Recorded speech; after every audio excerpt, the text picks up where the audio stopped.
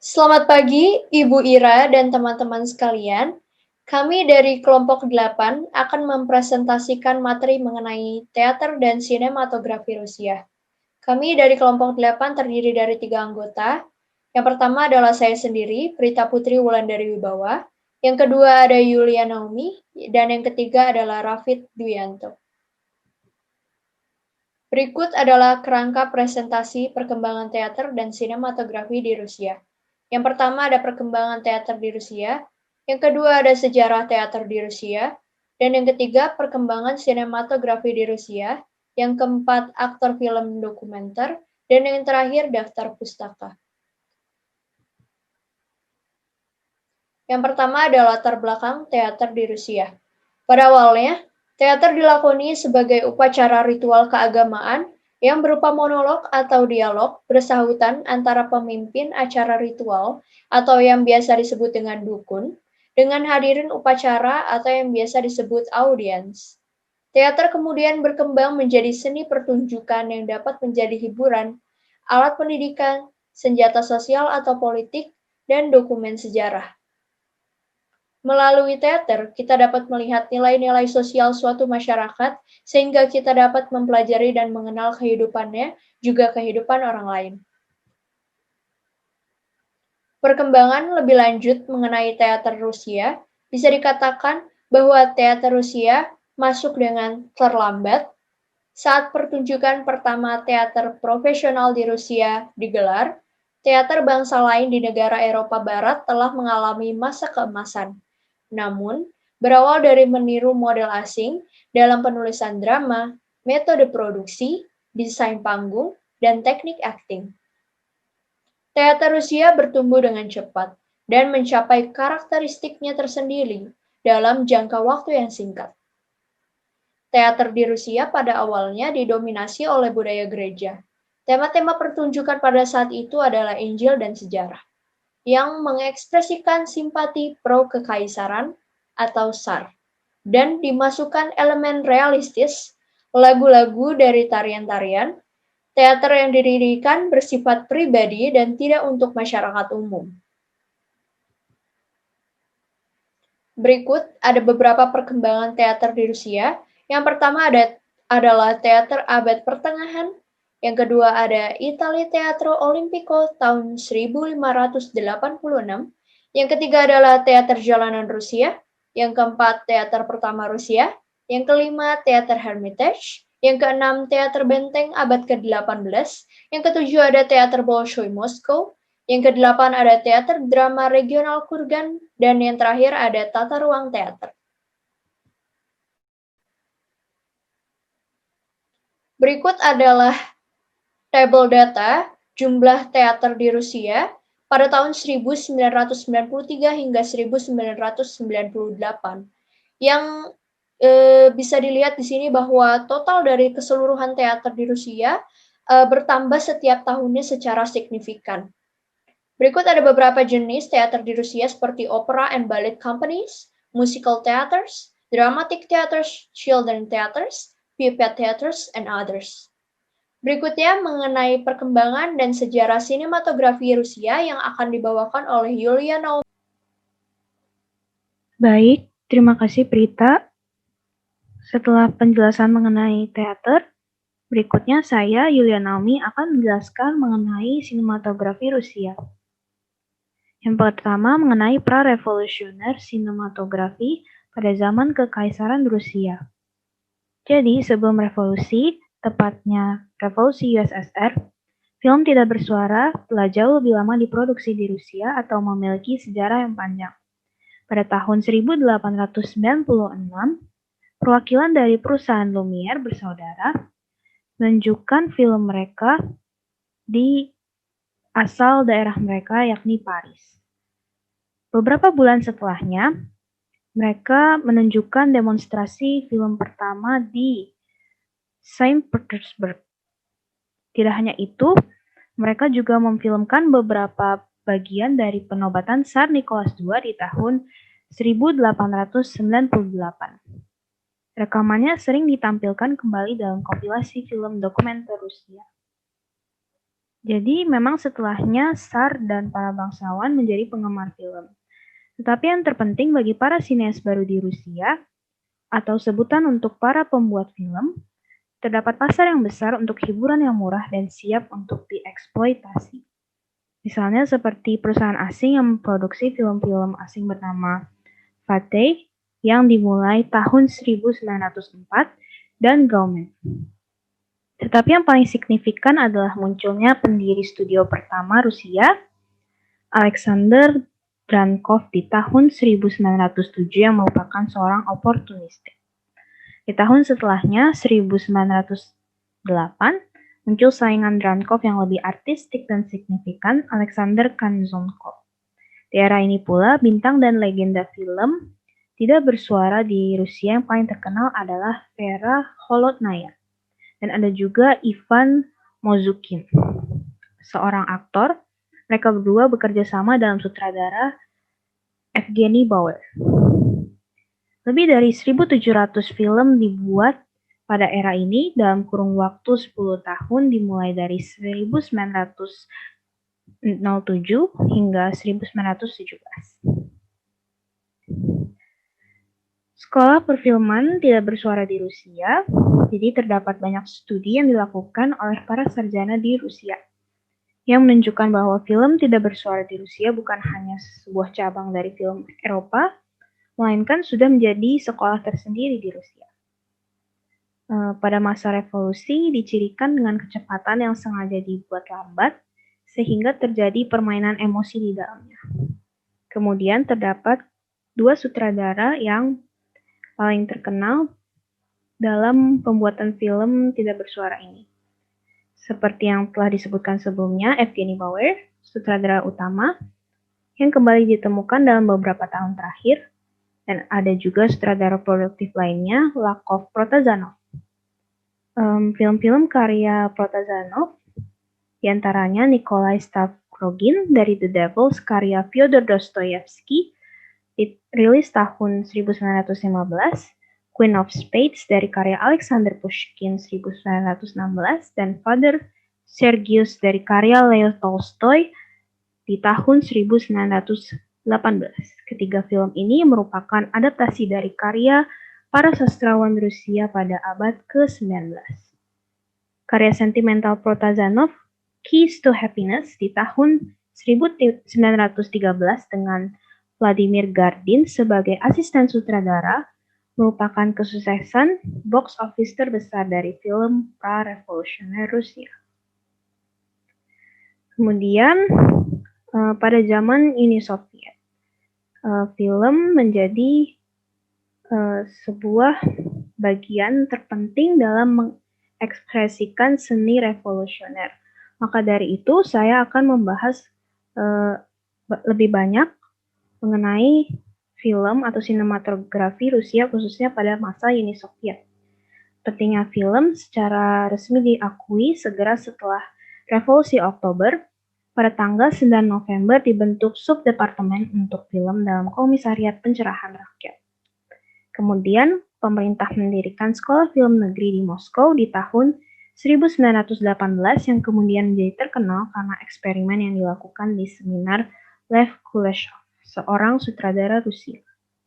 Pada Agustus 1919, pemerintah menetapkan nasionalisasi produksi dan distribusi film yang dipimpin oleh Anatoly Lunacharsky. Pentingnya film bagi Lenin tercermin dalam kata-katanya pada Lunacharsky. Dengan kutipan sebagai berikut, Anda harus ingat dengan tegas bahwa di antara semua seni, film adalah yang paling penting bagi kami. Di tahun 1922. Sehingga Lenin menjadi orang pertama yang menganggap bahwa film adalah bagian terpenting untuk mengekspresikan seni di Rusia. Film Uni Soviet yang pertama dan sukses berjudul Polikusha di tahun 1919 merupakan adaptasi karya dari Leo Tolstoy mengisahkan cerita seorang budak. Kemudian kita akan membahas mengenai film.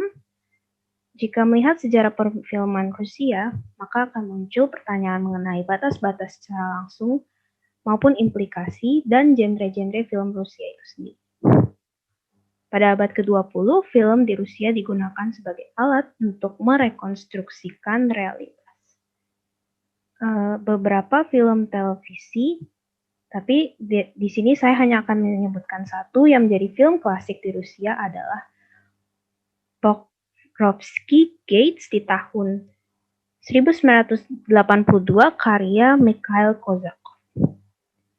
Kemudian terdapat model dan genre film di Rusia, di mana beberapa genre atau model ini banyak mendapat unsur sosialis realisme di dalamnya. Kita lihat yang pertama, perjuangan industri atau industrial struggle. Contoh filmnya itu Counterplan yang disutradarai oleh Friedrich Himmler dan Sergei Yudkevich mencapai kepentingan politik yang tidak diinginkan ketika menjadi salah satu model yang diakui dari film realis sosialis realis. Kebalikannya, yaitu dalam genre pahlawan revolusioner, contohnya adalah Kapaev, di tahun 1934 justru menjadi salah satu keberhasilan seni sosialis realis. Ini diakui oleh para sineas dan audiens. Disutradarai oleh Sergei dan Georgy Falsiev menceritakan tentang hubungan si penulis naskah bernama Dmitry Furmanov dengan komisaris politik dan komandan Tentara Merah selama perang melawan tentara Ceko di bawah Kolchak. Kemudian yang ketiga, pahlawan positif di bawah sosialisme. Salah satu contoh filmnya adalah Member of the Government di tahun 1940 menceritakan tentang wanita yang mengabadikan dirinya pada ide-ide pertanian kolektif. Karena khususnya Uni Soviet menganut paham komunis yang dimana kegiatan dilakukan secara bersama-sama. Kemudian yang keempat, kultus Lenin dan Stalin, yaitu pembuatan film di masa pemerintahan Lenin in October di tahun 1937, Lenin in 1918 di tahun 1939, dan juga beberapa film Stalin yang dibuat dari kurun waktu tahun 30-an hingga 50-an. Yang kelima ada pemimpin sejarah, film-film yang menceritakan tentang pemerintahan Rusia khususnya sebelum masa Uni Soviet, yaitu Kekaisaran, seperti film Peter the Great di tahun 1937 dan 1939. Yang keenam ada komedi musikal, merupakan genre mediasi, di mana peran positif pahlawan atau pahlawan wanita dalam memimpin kolektif menuju sosialisme dinormalisasi. Kedua aktris yang terkenal filmnya yaitu Lyubov Orlova dan Marina Ledinina.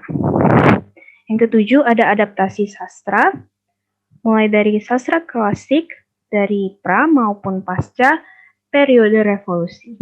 Misalnya film-film Protazanov yang telah disebutkan sebelumnya, kemudian juga adaptasi Fyodor Dostoyevsky yang paling terkenal, The Brothers Karamazov, disutradarai oleh Ivan Piriat. Yang kedelapan ada Monumen Budaya. Film ini menunjukkan kebudayaan klasik Rusia, misalnya balet di film Anna Karenina dibintangi oleh Maya Plisetskaya di tahun 1975. Kesembilan ada film perang. Mencakup film Perang Dunia I dan II, contohnya The Great Turning Point di tahun 1946. Yang ke-10, Cold War Films atau film perang dingin, contohnya Conspiracy of the Doom di tahun 1950 disutradarai Mikhail Kalatozov. Yang ke-11 ada film pengecualian. Di era ini banyak film yang berhenti secara awal atau terlambat dalam proses produksinya, dan juga termasuk pada masa pemerintahan Stalin. Contohnya film satir Lieutenant Kije 1934 disutradarai oleh Alexander Weiszimmer. Yang ke-12 ada pencairan dan stagnansi. Jadi pada era ini diawali dengan pidato Nikita Khrushchev mencela Stalin di Kongres Partai ke-20 tahun 1956. Kemudian Nikita Khrushchev memperkenalkan apa yang disebut dengan pencairan yang secara bertahap berakhir di tahun Khrushchev dikulingkan dari jabatannya, yaitu tahun 1965 dan tahun invasi USSR ke Cekoslovakia di tahun 1969. Di era ini, kehidupan pribadi dalam film memiliki makna yang mendalam. Contohnya, film yang disutradarai Mikhail Kalatozov, The Cranes Are Flying di tahun 1957 yang mengisahkan tentang kematian seorang tentara yang meninggalkan tunangannya. Yang ke-13 ada film menumbangkan otoritas. Sutradara yang sukses menunjukkan keindahan sosialis realis dalam filmnya adalah Andrei Tarkovsky untuk film Ivan's Childhood dan Andrei Rublev. Yang ke-14 ada Glasnost dan Demokrasi. Jadi pada awalnya Kongres kelima Persatuan Pembuat Film di tahun 1986 memutuskan warisan realisme sosialis dan memperkenalkan kebijakan glasnost dan perestroika ke dalam industri film.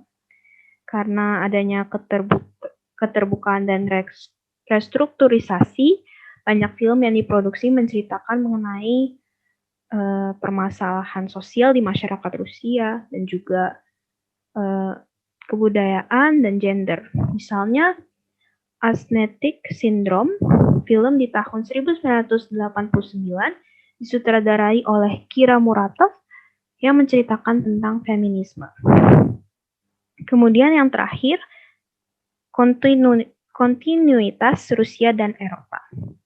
Contohnya itu film postmodernisme Rusia, Clockwork Orange, disutradarai oleh Stanley Kubrick, menceritakan tentang feminisme, kebudayaan patriarki, dan juga kebudayaan represi seksual di Rusia.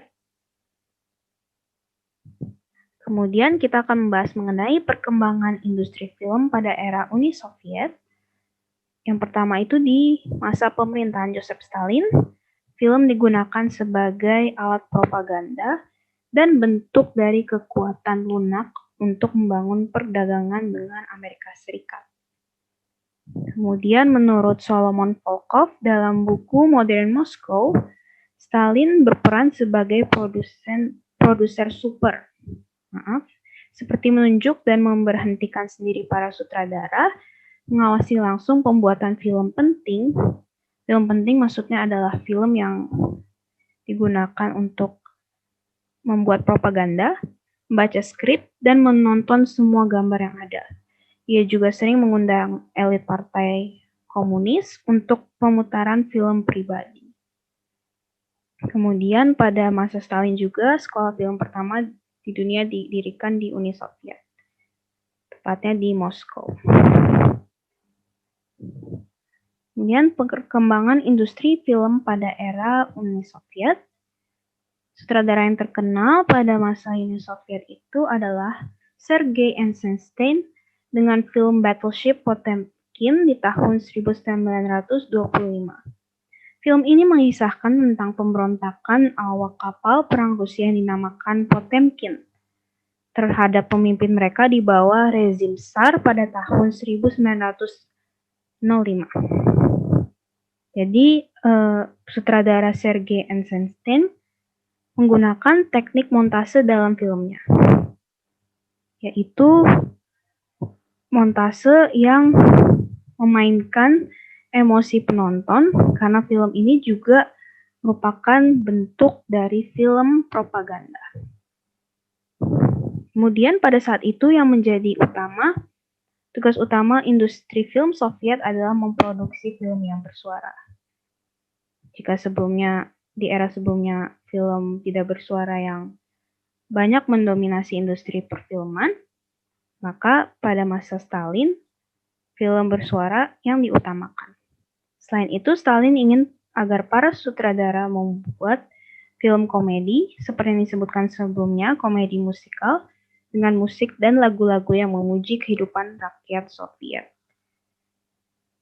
Bentuk film komedi jazz pertama di Uni Soviet dirilis pada tahun 1934 berjudul Veselye Rebyata atau Orang-orang Lucu, menceritakan tentang seberapa baiknya kehidupan kelas pekerja di Soviet.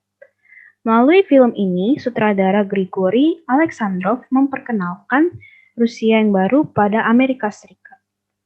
Dan juga pada kesempatan Alexandrov mengunjungi Amerika, sang sutradara bertemu dengan aktor pemeran Charlie Chaplin. Memang pada masa itu, Amerika Serikat dan Rusia atau Uni Soviet, telah menjalani hubungan diplomatik tepatnya pada masa pemerintahan Theodore Roosevelt, mantan Presiden Amerika Serikat. Dan setelah ini, presentasi akan dilanjutkan oleh teman saya. Berikut adalah pemaparan mengenai film-film Rusia yang meraih penghargaan Oscar, antara lain Moscow Strikes Back, War and Peace, Dersu Uzala, Moscow Doesn't Believe in Tears, Burned by the Sun, The Old Man and the Sea. Film dokumenter. Yang pertama ada Dziga Vertov, sutradara film dokumenter Rusia, penemu istilah kinoai, menyatakan bahwa menurutnya materi film revolusioner adalah kehidupan, fakta, dan mesin. Yang kedua ada Yakov Protazanov. Karya Protazanov yang menarik yaitu Aelita tahun 1924 menceritakan revolusi di antara orang Martians. Yang ketiga ada Friedrich Ermel. Film tidak bersuara Ermler yang paling terakhir dan terhebat adalah Fragment of an Empire tahun 1929. Yang keempat ada Boris Berndt. Film Berndt menceritakan tentang masalah-masalah seperti kekurangan perumahan. Film terbaiknya adalah yang pertama dalam suara, Outskirts or Patriots. Di sini kita juga ada Abraham Rum, Yuri Tarih, dan Olga Preobrazheskaya, dan juga Nikolai Ek. Baik, kami sudah selesai pada penghujung pemaparan presentasi mengenai teater dan sinematografi Rusia. Berikut adalah daftar pusaka dan referensi yang kami gunakan dalam membuat PPT ini. Terima kasih. Wabillahil taufiq wal hidayah. Wassalamualaikum warahmatullahi wabarakatuh. Saya Prita dan perwakilan dari kelompok 8 dan Yulia pamit undur diri.